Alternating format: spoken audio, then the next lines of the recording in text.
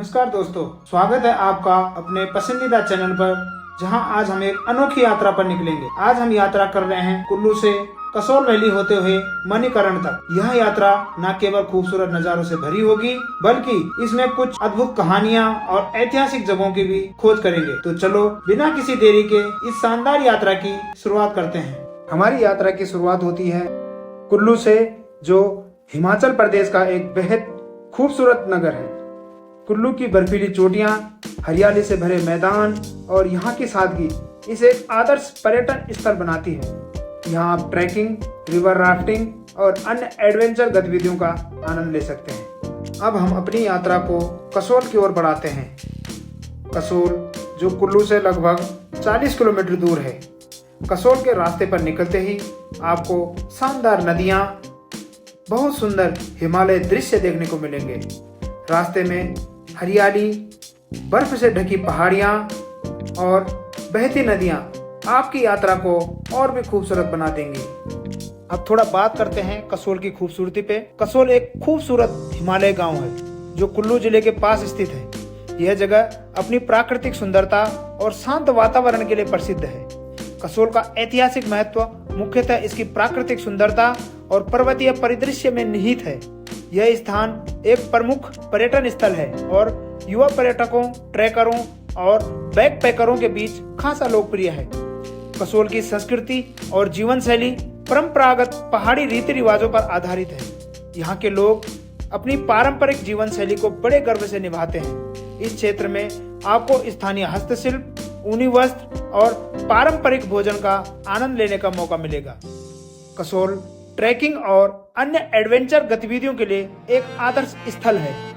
यहाँ से आप पार्वती घाटी, मणिकरण और कई अन्य स्थानों की यात्रा कर सकते हैं। कसोल के पास स्थित कृपालू ट्रैक, लंगस्टांग ट्रैक और तबो ट्रैक जैसी ट्रैकिंग मार्ग प्रसिद्ध है। हाल ही के वर्षों में कसोल ने काफी आधुनिक विकास देखा है, लेकिन इसकी प्राकृतिक सुंदरता और पारंपरिक आकर्षण में कोई कमी नहीं आई है। यहाँ के कैफे, होम स्टे और छोटे बड़े होटल पर्यटकों को आरामदायक प्रवास प्रदान करते हैं। कसोल पहुँचते ही आप यहाँ की शांतिपूर्ण वादियों में खो जाएंगे। कसोल को छोटा स्विट्जरलैंड भी कहा जाता है। कसोल में साल भर विदेशी पर्यटकों का तांता लगा रहता है। यहाँ का मौसम, यहाँ की खूबसूरती और यहाँ के लोग सब कुछ मिलकर एक बेहतरीन अनुभव करते हैं। कसोल में आप कई खूबसूरत कैफे का आनंद ले सकते हैं। कसोल कैंपिंग के लिए एक परफेक्ट प्लेस है। यहाँ की कॉफी और पहाड़ी खाने का स्वाद एक बार चखना ना भूलें। और हाँ, यहाँ की खासियत यह है कि यहाँ के लोग अपने गेट टुगेदर के लिए भी खासे जाने जाते हैं। यहाँ के लोग काफ़ी मिलनसार होते हैं, जो आपकी तरह ही हिमालय पर चढ़ने के शौकीन हैं। कसोल का बाजार भी बहुत ही खास है। यहाँ पर आपको स्थानीय कारीगरी, ऊनी वस्त्र और विशेष पहाड़ी आभूषण मिल सकते हैं। बाजार की गलियों में घूमना और यहाँ के स्थानीय उत्पाद खरीदना एक शानदार अनुभव होता है। तो यहाँ तक हमने कसोल की सुंदरता और आकर्षण का अनुभव किया। अब हम अपनी यात्रा को आगे बढ़ाते हुए मणिकरण की ओर रुख करेंगे। तो चलो शुरू करते हैं मणिकरण की यात्रा। कसोल से मणिकरण की दूरी लगभग 20 किलोमीटर है। इस रास्ते में भी आप हिमालय की खूबसूरती का आनंद लेंगे। सड़क पर यात्रा करते हुए आपको प्रकृति के अद्भुत दृश्य देखने को मिलेंगे, जो आपकी यात्रा को और भी यादगार बना देंगे। मणिकरण हिमाचल प्रदेश के कुल्लू जिले में स्थित एक प्रसिद्ध धार्मिक स्थल है। यह स्थान हिंदू और सिख धर्म दोनों धार्मिक समुदायों के लिए महत्वपूर्ण है। पौराणिक कथा के अनुसार भगवान शिव और पार्वती का यहाँ अद्भुत संबंध जुड़ा हुआ है। एक बार पार्वती जी ने भगवान शिव से एक मणि को खो जाने के बारे में शिकायत की। भगवान शिव ने इसे ढूंढने के लिए इस क्षेत्र में तपस्या की और मणि को यहाँ से प्राप्त किया। इसी कारण इसे मणिकरण कहा जाता है। मणिकरण सिख धर्म के अनुयायियों के लिए भी अत्यंत महत्वपूर्ण है। यहाँ पर गुरुद्वारा मणिकरण साहिब स्थित है, जो सिखों के 10वें गुरु गोबिंद सिंह जी से जुड़ा हुआ है। यह गुरुद्वारा 17वीं सदी में स्थापित हुआ था। मणिकरण का गुरुद्वारा भी बहुत ही महत्वपूर्ण है। यहाँ का प्रसाद जो कि चावल और दाल से बनाया जाता है बहुत ही स्वादिष्ट होता है। मणिकरण की सुंदरता को देखते हुए हमसे भी नहीं रह गया और हम भी चल पड़े हैं गुरुद्वारे के दर्शन के लिए।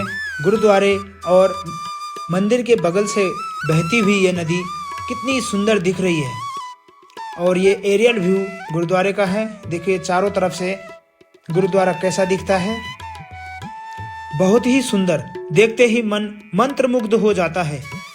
यहाँ की सुंदरता आपको अपनी ओर खींचती है। मणिकरण की प्रमुख विशेषता यहाँ के गर्म पानी के चश्मे हैं, जिनका तापमान लगभग 70 से 80 डिग्री सेल्सियस रहता है। धार्मिक मान्यता के अनुसार ये चश्मे भगवान शिव की तपस्या के परिणाम स्वरूप उत्पन्न हुए थे। यहाँ के गर्म पानी का उपयोग धार्मिक स्थान के साथ साथ खाना पकाने के लिए भी किया जाता है। कुंड देख के हमसे भी नहीं रह गया, हमने भी फटाफट अपने कपड़े उतारे और सोचा क्यों ना इसमें एक डुबकी मार दें। लेकिन जब पानी का टेम्परेचर देखा तो हम भी थोड़ा रुक गए और लोगों की तरह हमने भी मग पकड़ा और साइड में मग से ही पानी डालने लग गए और स्नान करने लग गए। पहले हमने धीरे धीरे पाँव में पानी डाला, उसके बाद शरीर में फटाफट 2-4 मग पानी डाले। क्योंकि यहाँ के पानी का टेम्परेचर 70 से 80 डिग्री सेल्सियस है तो बहुत गर्म पानी है। बड़ी मुश्किल से हिम्मत की और अपने ऊपर 2-4 मग डाले। जो कुंड के अंदर नहीं जा पा रहे थे उन्होंने भी साइड में एक एक मग पकड़ा और वहीं पे स्नान करने लग गए। उसके बाद हमने फटाफट कपड़े पहने और हम भी चल पड़े श्री गुरुद्वारा दर्शन के लिए। और गुरुद्वारा दर्शन करते हुए अंदर मन को इतनी शांति मिलती है कि मैं आपको बता नहीं सकता। यह शांति का अनुभव आप तभी कर पाएंगे जब आप यहाँ एक बार दर्शन करेंगे। गुरुद्वारा दर्शन के पश्चात हम भी बाहर निकले और भोले शंकर जी का मंदिर है तो हम भी चल पड़े भोले शंकर के दर्शन करने के लिए। अंदर जाके हमने सबसे पहले मंदिर में भगवान के दर्शन किए, भगवान से आशीर्वाद प्राप्त किया। साथ ही हमने दर्शन किए प्यारे से नंदी महाराज के। और देखिए मंदिर को कितने अच्छे तरीके से सजाया गया है।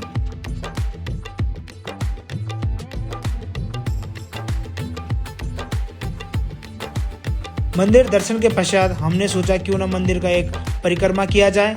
और परिक्रमा करने के दौरान हमने देखा कि बगल से कितनी सुंदर नदी बह रही है। मन ऐसा हो रहा है कि बस मैं आपको शब्दों में बयां नहीं कर सकता। परिक्रमा पूर्ण करने के पश्चात हम भी मंदिर से बाहर निकले और बगल में भोले शंकर जी का गर्म पानी का कुंड है, उसके दर्शन करने के लिए चले और देखा उसमें कि लोग उसमें खाना बना रहे हैं। फिर हमसे भी नहीं रह गया और हमने भी भोले शंकर के चरणों में शिव तांडव स्तोत्रम प्रारंभ कर दिया।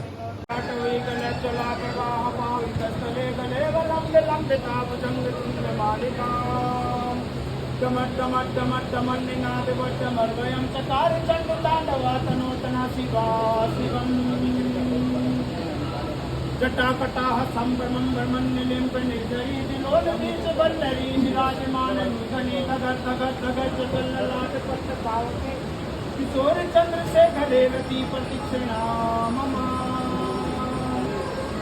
धराधरेन्द्र नंदिनी विलास बंधु बंधुराय कोटि संत संतति प्रमोदमान मानसे जटाकटाक्ष धोरणी निरुद्धरापति कवाटि दिगंबरे मनो विनोद मातुनी जटा भुजंग पिंगला स्फूर्ति मणिप्रभा पटिंब कुंभ कुंदरा परलिप्त दिग्वधू मुखे मदांड सिंह रसुर गुरुतुरीय में दुरे मनो विनोद मनोद भूतरीय भतरी सहस्त्र लोचना प्रवृत्त शेख लेख शेखरा पशून धूम धोरणी विभूषणा विभू भुजंग राजमालया निबद्ध जात जूटका श्रेष्ठ रह जायता कठोर कंडु शेखरा जलाज चतर जला धनंजय सुलिंगवानी पीत संपनायका नमामि लिंगनायका सुधामयूत लेखया विराजमान शेखरा महाकपाली संपदे शिरोजटालु मस्तना कराल भाल पट्टिका धगत धगत धगत धनंजया प्रचंड पंच सायके धराधरेन्द्र नंदिनी